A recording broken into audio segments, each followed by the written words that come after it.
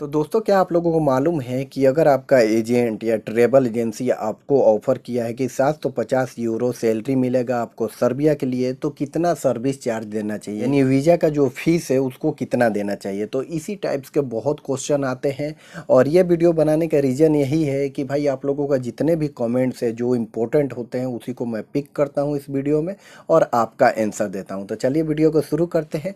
अगर चैनल पर नए हो, अगर आपको सीखना है कि जॉब कैसे मिलता है, वीज़ा कैसे मिलता है, तो आप मेरे चैनल को सब्सक्राइब कर सकते हैं और साथ ही साथ बेल आइकन भी दबा देना ताकि जो भी वीडियो अपलोड करूं नोटिफिकेशन के जरिए आपको मिलता है। पहले क्वेश्चन का बात किया जाए तो उनका नाम है अनिल कुमार और ये पूछते हैं, हेलो ब्रदर, अगर सर्बिया में रेंट पर घर लेना हो तो कैसे ले सकते हैं, प्लीज़ रिप्लाई में भाई जी।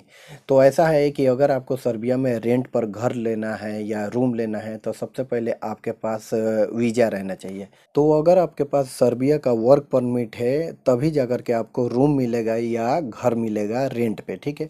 अगर आप विजिट वीज़ा पर आए हो तो आपको नहीं मिल सकता है, ठीक है, इसलिए कि भाई रूल्स रूल्स होता है, विजिट वीज़ा पर आपको नहीं मिलेगा। लेकिन फिर भी थोड़ा बहुत सेटिंग वोटिंग है, जैसे आपका कोई मेंबर यहाँ सर्बिया में है तो वो लोग दिलवा सकते हैं विजिट वीज़ा पे। तो अगर आप लोग कमेंट्स करोगे तो मैं इस पर भी एक वीडियो बनाकर आप लोगों को प्रोवाइड कर दूंगा कि रूम का रेंट कितना लगता है सर्बिया में। वो इसलिए कि भाई इसमें भी बहुत झोलमाल है, थोड़ा अपना सेंस अच्छा नहीं रखोगे तो इसमें भी आपको अच्छा खासा लूट सकते हैं, ठीक है।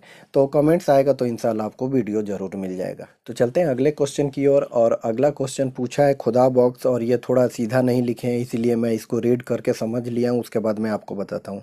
तो इनके कहने का मतलब है कि CADC चाइनीज इंजीनियरिंग कंपनी कैसी है। तो भाई बिल्कुल इसके बारे में मुझे मालूम नहीं है, इन फ्यूचर मालूम पड़ेगा तो मैं आपको ज़रूर बता दूंगा। दूसरी बात इन्होंने ये लिखा है कि दो लड़कों ने वीज़ा लगवाया है और ये भी लगवा रहे हैं, कोलकाता की एक एजेंसी है, 550 USD सैलरी है, 2 महीने हो गए अभी तक वीज़ा नहीं आया और 2,20,000 सर्विस चार्ज है। क्या ये सही है? तो देखिए, ये तो हेल्पर के लिए अप्लाई किए हैं, तो हेल्पर में भाई गल्फ़ के किसी भी कंट्री में चले जाओ इतना आपको सैलरी नहीं मिलेगा। अगर आप फ्रेशर हो तो सैलरी परफेक्ट है, ठीक है।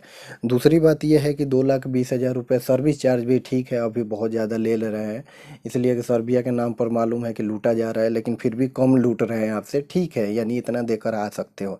इसलिए कि आपका जो सैलरी है वो हेल्पर का 550 USD बहुत है। और एक चीज़ आपको मैं बता दूं कि आपने यहाँ पर मेंशन किया है कि 10 घंटा ड्यूटी है, तो 550 USD में अगर वो आपको खाना अलग से दे रहे हैं, मेडिकल अलग से दे रहे हैं, हर चीज़ अलग से, रूम वूम ये सब चीज़, तो 550 यूरो सही है। अगर खाना भी उसी में है और फिर से 10 घंटे का ड्यूटी भी है, मेडिकल भी उसी में है, तो मत आना, ठीक है, दूसरी जगह ट्राई करना, ठीक है। बाकी सर्विस चार्ज भी अच्छा है। और आप लोगों से रिक्वेस्ट है कि थोड़ा अगर आप लोग कमेंट्स कर रहे हो तो प्रॉपर तरीके से अच्छे से कमेंट्स करो, कितने सालों का एक्सपीरियंस है, कहाँ काम किए हो, तो उससे और सटीक मैं आप लोगों का आंसर दूंगा। तो जो भी क्वेश्चन पूछना हुआ तो हैशटैग लगा करके शहजाद दीवाना और बहुत अच्छे से लिखना कि थोड़ा अच्छे से रीड करूंगा तो अच्छे से आप लोगों का आंसर दूंगा। चलते हैं नेक्स्ट क्वेश्चन की ओर। और नेक्स्ट क्वेश्चन पूछा है अनिमेश और ये लिखते हैं, पैसा फंसेगा तो तुम दे देना, तुम्हारे भरोसे अप्लाई कर रहा हूँ। ज़बरदस्त है भाई, यानी कि कहने का मतलब जो ट्रेवल एजेंसी के बारे में मैं आपको बताता हूँ कि भाई यहाँ वैकेंसी आया है, ऐसे अप्लाई करो, ऐसे वीज़ा मिलेगा, तो अगर आप जाओगे अप्लाई करने के लिए, पैसा आपका फंसेगा तो मैं आपको दे दूंगा। हाँ, आपने ये क्यों नहीं लिखा कि अगर आपको वीज़ा मिल जाता है और उसके बाद वहाँ जा कर के जॉब करते हो तो जो आपको सैलरी मिलेगा कम से कम 50% तो मुझे दो यार, तब ना थोड़ा ये रिस्क मैं भी लूँगा।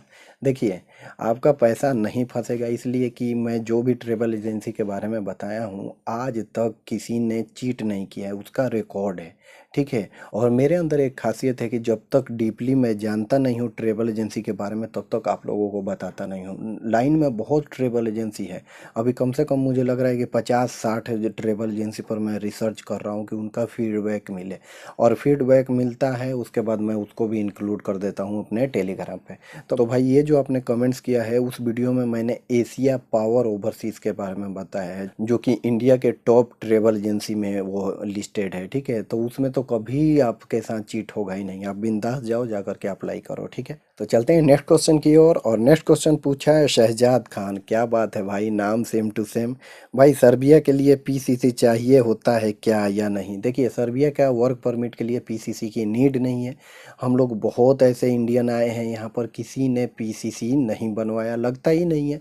लेकिन अभी अगर लग रहा होगा तो वो अलग बात है। और मैं कल भी रिसर्च किया इस पे, आज भी रिसर्च किया, लेकिन कहीं भी किसी वेबसाइट पर भी नहीं मेंशन किया गया है कि सर्बिया का वर्क परमिट के लिए पीसीसी चाहिए। ठीक है, तो आप बेफिक्र रहो, पीसीसी की नीड नहीं है, आप वीज़ा अप्लाई कर सकते हो। ठीक है, तो चलते हैं नेक्स्ट क्वेश्चन की ओर। और नेक्स्ट क्वेश्चन पूछा है आर के आइडियाज, और ये लिखते हैं, सर अगर कोई सर्बिया आ गया है किसी एजेंट की गलती से तो आप जॉब दिला सकते हो क्या, प्लीज़ हेल्प मी।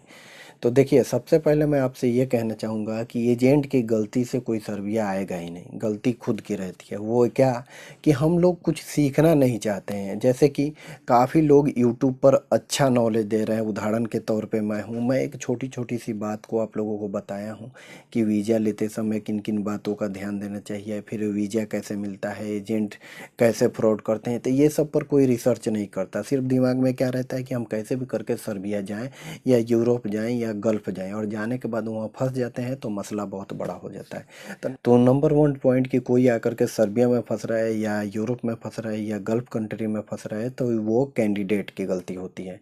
ठीक है, इसलिए जिसने रिसर्च किया है, अच्छे से सीखा है कि जॉब कैसे मिलता है, वीज़ा किसे मिलता है, तो वो लोग आज तक नहीं फंसे हैं।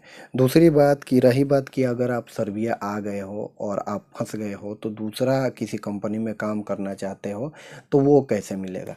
तो आप जहाँ भी आओगे, कि जिस भी कंपनी में आओगे, तो उसका अग्रीमेंट होता है। तो वो जब तक अग्रीमेंट आप पूरा नहीं करोगे, यानी कि वो एनओसी नहीं देगा, तब तक आप किसी दूसरे कंपनी में मूव नहीं कर सकते।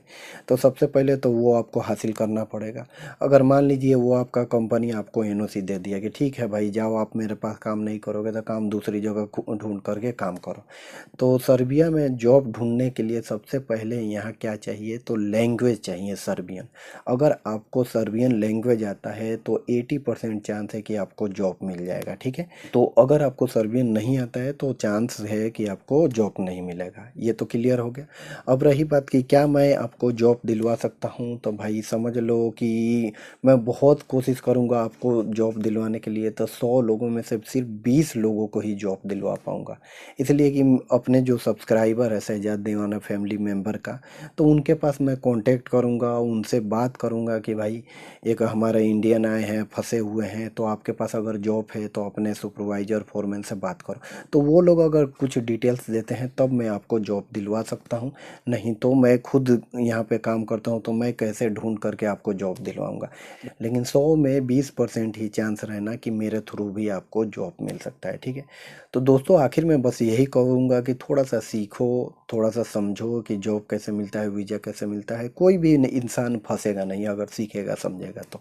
ठीक है, तो चलते हैं लास्ट क्वेश्चन की ओर। और लास्ट क्वेश्चन पूछा है असील मोर चैनल, और ये लिखते हैं, सर जी हाँ, हमें एक एजेंट बोल रहा है 750 यूरो, 2 सालों का वीज़ा, खर्चा 2.5 लाख रुपए मांग रहा है। तो देखिए, सैलरी तो बहुत परफेक्ट है, लेकिन जॉब अगर आप लिखते तो थोड़ा और भी मैं क्लियर वे से बताता कि आपको 750 मिलेगा कि नहीं। इसलिए कि सर्बिया में बहुत कम चांस रहता है कि आपको इतना सैलरी मिलेगा। अगर आप सुपरवाइजर के तौर पे, फोरमैन के तौर पे, या किसी अच्छे काम में आ रहे हो, तब ये चांस है कि आपको इतना मिलेगा। बाकी कोई भी टेक्निकल जॉब का सर्बिया में 750 तक टच करना थोड़ा सा यानी मुश्किल है। लास्ट मैंने देखा है कि कोई भी टेक्निकल जॉब का जो यहाँ पर सैलरी है वो ज़्यादा से ज़्यादा 700 यूरो तक ही सैलरी मिला है। तो आप लोगों से रिक्वेस्ट है कि प्रॉपर तरीके से आप लोग क्वेश्चन पूछिए। ठीक है, और दूसरी बात यह है कि 2.5 लाख रुपए सर्विस चार्ज मांग रहा है और आपका एजेंट है।